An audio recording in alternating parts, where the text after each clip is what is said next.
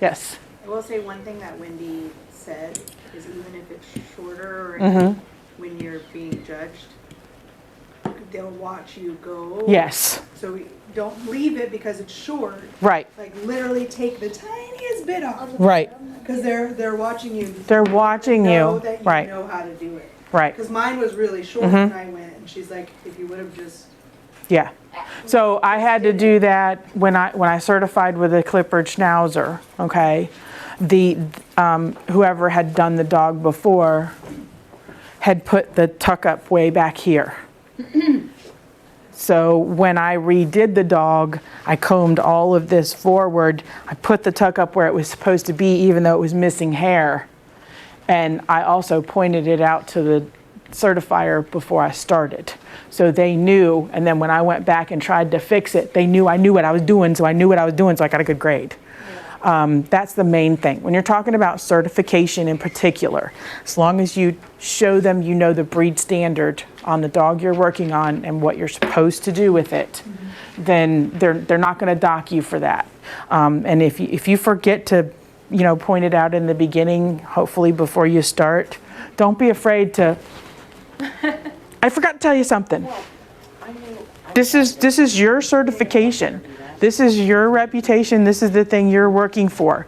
Don't be afraid. Now, some of the people might not be super nice about it, but you know what? That's okay. You're paying for this. You're paying them. You're paying to get your certification. If there's something you forgot to tell them or you have a question, before you start, hey, I forgot something. That's okay. And if it's not okay, you tell Jeff. All right, so we'll do his little tail and we'll trim his visor and then we'll break for some lunch. Because are we getting on lunchtime already? Or is Marlene just early? Okay, good job. If you're not early, you're late anyway, right? Okay, so now that we have flattened the back side of the tail and we've trimmed some off of the top because it was way too fluffy, now all we're going to do is I generally leave this part alone until I'm done with the rest of the tail. And the reason that I do that is because I don't want to trim this too short and actually differentiate the tail from the rest of the body. We want it to blend in with the top line and with the rest of what we do. So, that's how I do it. But the main reason I do it that way is because of that. So now all we're going to do is we want it fatter at the base and skinnier at the tip, and we want it fatter than a Scotty. So what I do is I lean my scissors like this and I aim for the tip.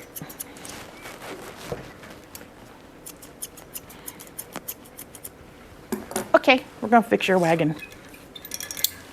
This is the easiest way to fix this. Not a big deal. It doesn't hurt them. If you're not stringing them up by their butt or anything like that, it's not a big deal. Wait, what are you doing? That's touching my pee-pee, lady. Why are we doing that? What's happening? What am I doing here? Big one. The big one. Okay. All right. I'm old. No. No, it's not. Ooh, you were wrong. Ha ha.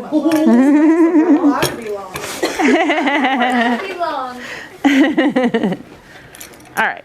So the butt riser. I have a wider strap that I use for that if I have elderly dogs with hip problems or whatever. But for a quickie temporary thing, you can always do that. If you have a dog that's just constantly sitting and driving you nuts, don't let it aggravate you. Don't fight with them.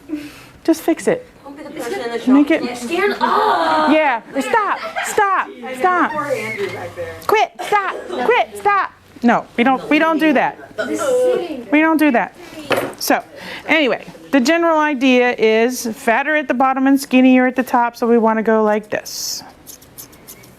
All the way to the tip. And if you've got a little short tail, then hold on to this stuff at the top because you want to make it look a little longer. You don't want to cut that off. He's got a pretty good tail though. And again, the same thing with like I showed you guys with the poodle, with the top of the palm on the tail, the back skull, the occiput, same thing. This tail should be even with the occiput because that's what is proportionate. So you can leave it if you don't know where you're going yet. Just neaten that up, but don't make it perfect. Let it be a little weird, okay? Because they're supposed to have texture. They're supposed to look like that. It's not supposed to be a big straight line. So I always do this stuff with thinning shears because it's softer and it looks nicer. The heat doesn't come on Sunday. Oh, it's not set up on the, yeah. I was like, it's kind of cold. Well, don't make it too hot. I'm in like menopause era, okay?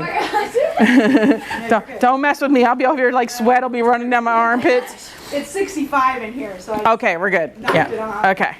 So, and then the other thing is try not to do this if you can. I mean, some dogs won't, they're just uncooperative or whatever, but try to make sure that you keep the tail how you would stack the dog.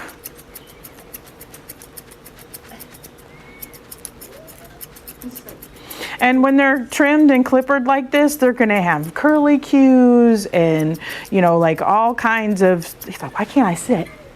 Yeah. He's so bad. He's so bad. I love him. All right. I know, He's adorable. he's super. He's very cute. I sniffed this. It's nice. That's my hair. Yeah. They're so funny.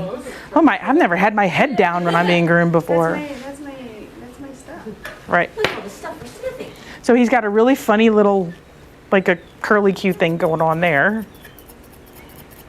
So now that I've made my basic shape, now I'm gonna come back and tidy this in to my hip so that the tail does get separated a little bit, but not from the top line, only from the hip area and the sides. Don't even think about peeing on something. I feel you. Is he flexing? Yeah, he's going, wait, it's touching my pee-pee and now I smell stuff. No. Stop it.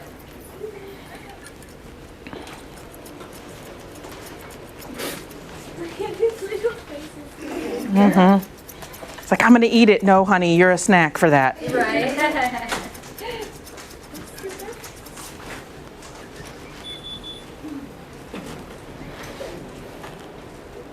Larry's like, it's safe to eat the stew. Yeah. He's like, he was so proud of himself the other day when she charged him. He's like, I did exactly what you did. I just froze. I'm like, good job. I'm like, we gotta make this good for her and she'll be fine. Yeah, well, she's my dog now, so she's gonna have a little bit different training. Yeah. Did you just give her? It was my ex's. It's a long story, but yeah, she's been in the shelter and she's been tossed around a lot, and and she's a guard dog. Yeah. So it's going to be a much better situation now that she has people that understand what's going on. Okay, fat carrot. Ta-da! And I'm gonna leave a little bit on the tip because I would want this to be a little bit fluffier. Yep. Okay, and then this is going to look a little bit funky for the moment, but again, like I said, I would now that you guys can kind of see him standing up straight. Look at he's looking right in the camera. This side is pretty much what we've mostly finished. You can kind of see that that's more blended in with his top line, and this is a little bit shorter. Oh, you're so handsome. And if anybody wants to finish him up in the afternoon, you're more than welcome to. Please do. I'm gonna go ahead and, Drea doesn't wanna do it. I don't want to do it. Okay, I will by that. all right, smarty pants. So I'm just gonna clean this up a little bit underneath.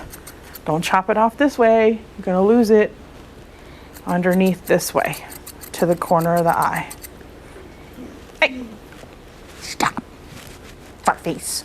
Terrierist. Mr. Terrierist. He's so cute. He's adorable. And if they're really fussy with you coming straight in, you can come from the side like this. Sometimes they're just busybodies and they want to see everything else that's going on. So I try to accommodate them whenever I can when that happens.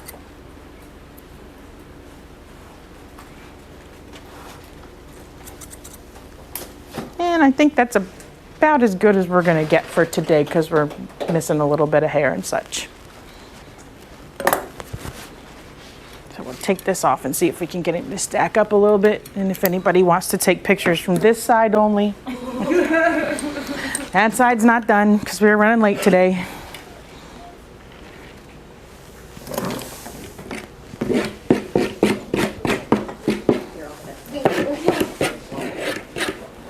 If you want to like take pictures of the feed or whatever, I will stand here and hold him for you for a few minutes. And this is how you stack a short-legged terrier. Either like this, or you can put your palm like this so their tail stands straight up like that. And a lot of times they curl the tip around, that's normal. I know.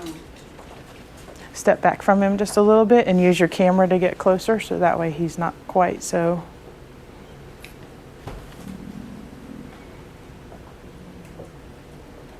There he goes.